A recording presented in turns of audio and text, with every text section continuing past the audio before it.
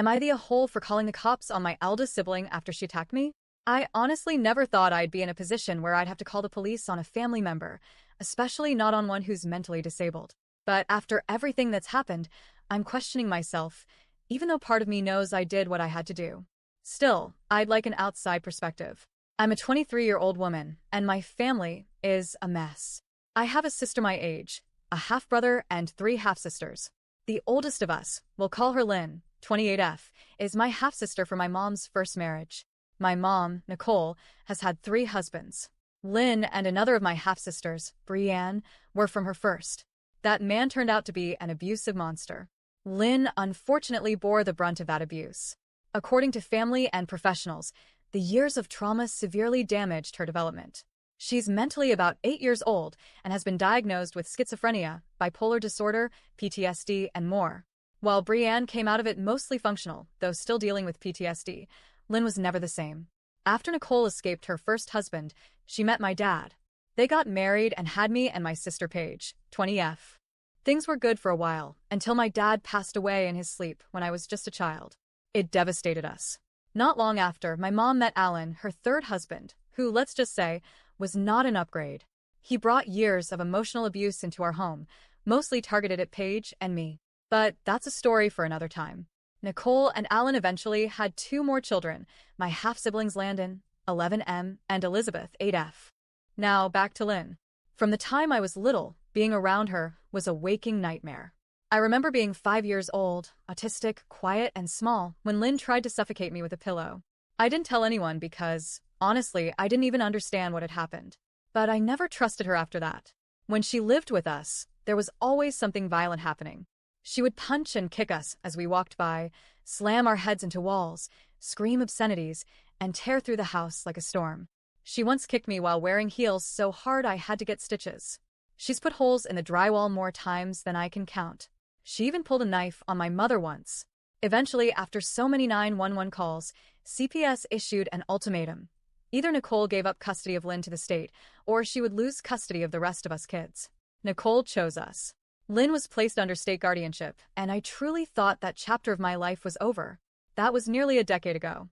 But recently, her caseworker and legal guardian decided Lynn was well enough to have supervised home visits again. At first, it was just a few days here and there. Then, somehow that turned into 2-week stays. I tried to stay out of the way during these visits. I told Nicole and Alan clearly, if Lynn ever put her hands on me again, I'd call the police. No exceptions.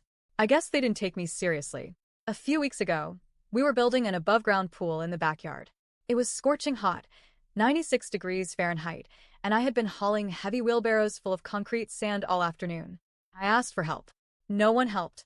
So, I did it myself. After 3 full trips, I sat down on the back porch stairs to take a break and drink some water. That's when Lynn came outside.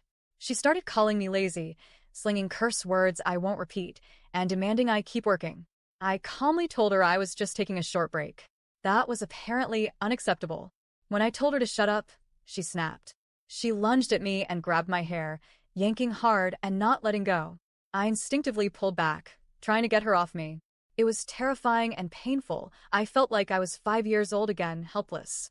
Eventually, I broke free and ran into the house. My hands were shaking as I dialed 911. But I did it. The police came. I gave them my statement. They took pictures and documented the damage. Chunks of my hair were ripped out, and my scalp was so sore I couldn't sleep on one side of my head. While I was still speaking to the officer, Nicole and Alan came home early from a marriage counseling session. Alan barged in, furious. Not at Lynn for assaulting me, but at me for not letting it go and making a scene. He was so disruptive that one of the officers yelled at him and escorted him away from me so I could speak freely. They called for backup. Lynn was arrested. As she was being taken away, the officer quietly told me, "You should probably spend the night somewhere else. I have a feeling this house won't be safe for you tonight." He was right.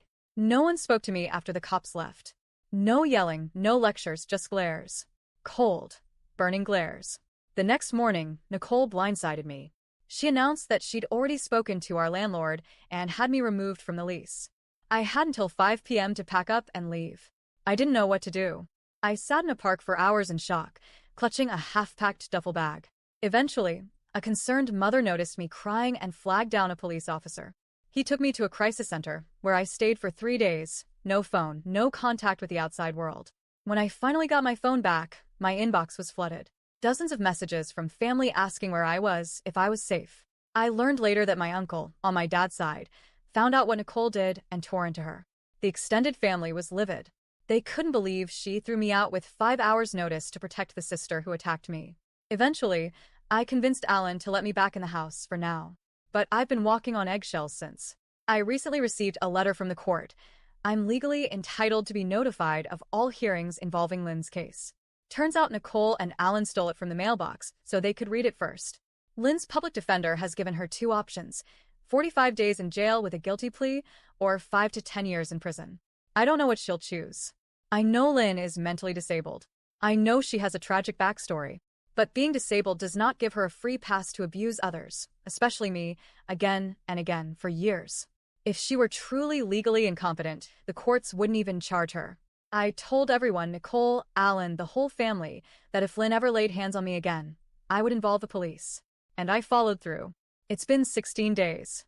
No one said anything supportive. Just glares. Cold stares. As if I betrayed them. As if I'm the one who crossed a line. So, am I the a-hole for calling the cops on my mentally disabled sister when she attacked me? Or should I have just walked away?